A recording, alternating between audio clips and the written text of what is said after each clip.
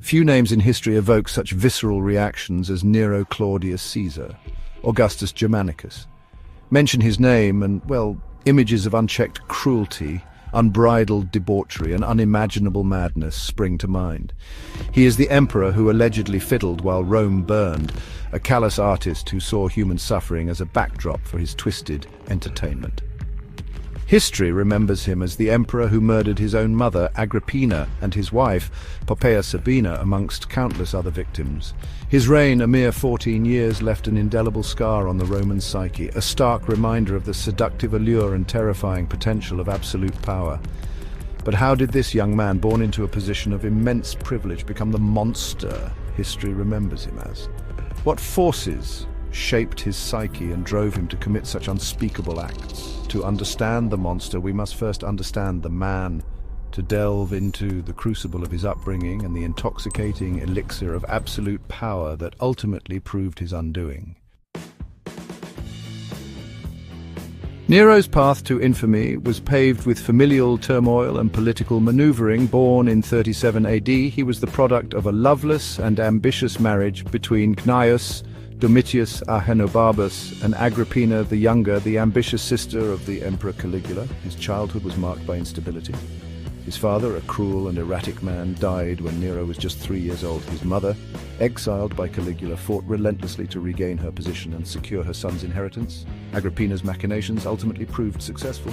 She manipulated her way back into the good graces of her uncle, Emperor Claudius, eventually marrying him and engineering Nero's adoption as Claudius's heir. Under the tutelage of the philosopher Seneca, young Nero displayed a keen intellect and a passion for the arts.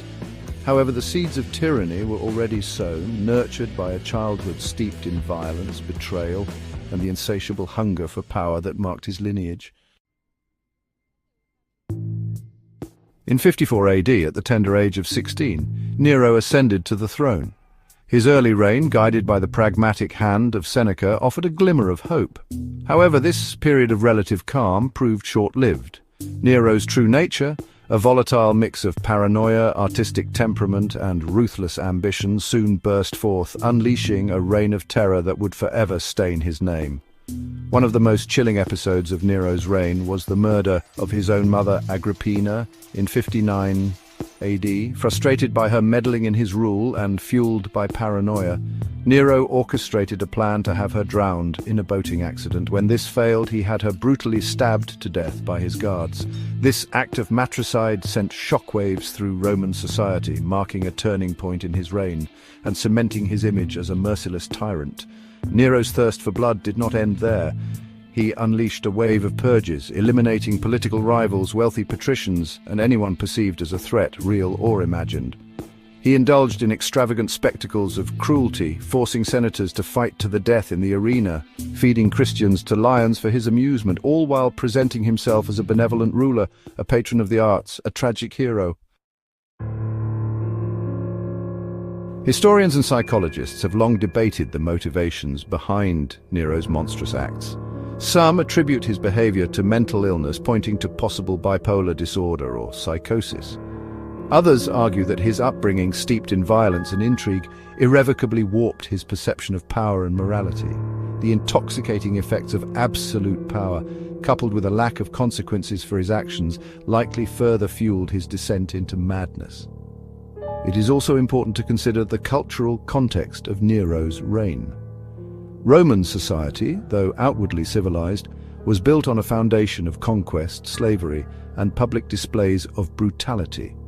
Gladiatorial combat, public executions, and the systematic subjugation of conquered peoples were all accepted aspects of Roman life. While Nero's actions were undoubtedly extreme, they were not entirely outside the realm of what was considered acceptable, even expected, of a Roman emperor.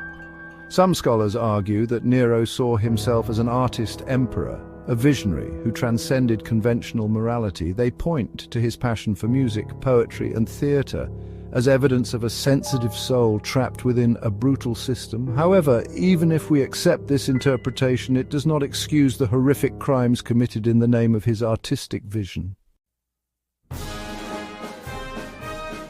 Nero's reign cast a long shadow over the streets of Rome. While some, particularly among the lower classes, were placated by his public works projects and extravagant games, many lived in fear of his capricious wrath. The Senate, once a bastion of power, was reduced to a puppet body, its members living in constant fear of being denounced or eliminated. The Great Fire of Rome in 64 AD, an event forever linked to Nero's legacy, further eroded public trust in the emperor.